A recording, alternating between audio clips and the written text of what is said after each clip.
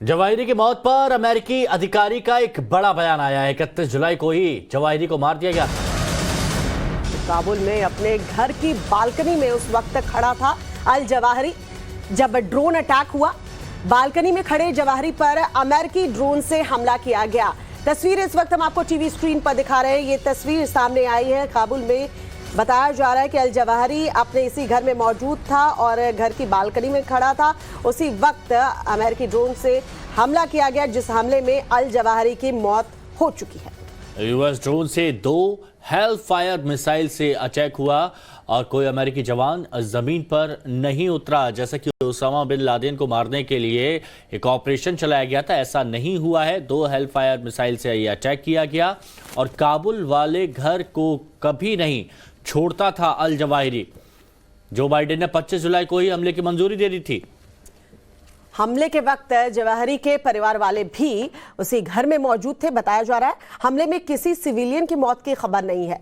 तस्वीर इस वक्त हम आपको टीवी स्क्रीन पर दिखा रहे हैं। तस्वीरों में आप देख सकते हैं कि इस घर की खिड़की को नुकसान पहुंचा है। जब ड्रोन अटैक किया गया अमेरिका की तरफ से तो घर की खिड़की को नुकसान पहुंचा है और अल जवाहिरी की इस ड्रोन अटैक में मौत हुई है, जिसकी पुष्टि अमेरिकी राष्ट्रपति जो बाइडेन की तरफ से कर दी गई है। देखिए, जैसे ओसामा बिन लादेन को मारने के लिए बाकायदा एक ऑपरेशन चलाया गया था, जिसमें सील कमांडोज हेलीकॉप्टर से नीचे उतरे थे और उसके बाद एबटाबाद में उस ऑपरेशन को अंजाम दिया गया था। ऐसा यहाँ पर नहीं हुआ। यहाँ पर 2 हेलफायर मिसाइल्स का इस्तेमाल किया गया, ड्रोन के जरिए टारगेट साधा गया और उसके बाद ये जो खिड़की आप यहाँ पर देख रहे हैं, जो यहाँ पर टूटी हुई नजर आ रही है, इसी जगह पर वो मौजूद था जब अटैक किया गया।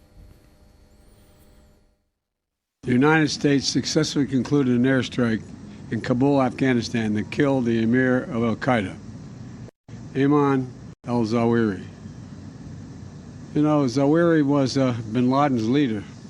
He was with him the whole time. He was his number 2 man, his deputy at the time the terrorist attack of 9/11. He was deeply involved in the planning of 9/11. One of the most responsible for the attacks, murdered 2,977 people on American soil. और इसी खबर पर हमारे सहयोगी शिंजा चौधरी इस वक्त हमारे साथ में जुड़ चुके हैं। शिंजा, भारत के लिए ये कितनी बड़ी उपलब्धि कही जा सकती है? हालांकि अमेरिका की तरफ से इस पूरे ऑपरेशन को अंजाम दिया गया है, लेकिन भारत में भी टेरर एक्टिविटीज को संचालित कर रहा था जवाहिरी। देखिए, अल कायदा का बहुत बड़ा प्रेजेंस भारत में नहीं है, लेकिन ये भी मानने पड़ेगा जितने टेरर ऑर्गेनाइजेशन है वो एक साथ काम करते हैं। तो एक साथ काम करते हैं तो इसका माने है अल कायदा भी सहायता करेगा जो टेरर ऑर्गेनाइजेशन है जो भारत के खिलाफ काम करते हैं, जैसे जैश ए मोहम्मद, जैसे लश्कर ए तोयबा, जैश अल बदर। तो इसीलिए एक मॉरल डिफीट भी है टेररिज्म के लिए। तो ये इससे भारत का थोड़ा सहायता होगा, भारत का थोड़ा बेनिफिट होगा, क्योंकि जब जैश ए मोहम्मद देखेंगे और जब लश्कर ए तोयबा देखेगा, देखिए ये अल जवाहिरी को मार चुके हैं तो उनका भी लगेगा अच्छा ठीक है भाई, अभी ये मानना पड़ेगा दैट ये हमारे लिए बहुत बड़ा लॉस हुआ है। तो भारत के लिए डायरेक्टली कोई बेनिफिट नहीं है, क्योंकि अल कायदा भारत में बहुत इफेक्टिव कभी नहीं हुए हैं, लेकिन फिर भी जितने टेरर ऑर्गेनाइजेशन है ये एक साथ काम करते हैं और एक साथ काम करते हैं तो रिसोर्सेज इधर से उधर जाते हैं, उधर से इधर आते हैं। तो ये चीज मानने पड़ेगा। संजय, टेरर जो ये एक्टिविटीज होती रहती है, जो और टेरर ग्रुप्स हैं, उनमें एक मैसेज तो जाएगा, लेकिन जाहिर सी बात है कई बार एक्शन का रिएक्शन भी देखने को मिलता है। देखिए, एक्शन का रिएक्शन जरूर हो सकता है।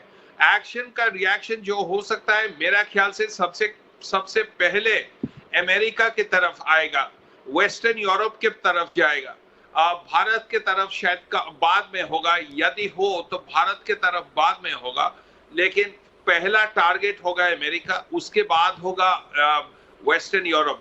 जितने सॉफ्ट टारगेट है यूएस में, वेस्टर्न यूरोप में, इस तरफ अल कायदा शायद सोचेगा। शुक्रिया आपका हमारे साथ जुड़ने के लिए और ये बात रखने के लिए संजय।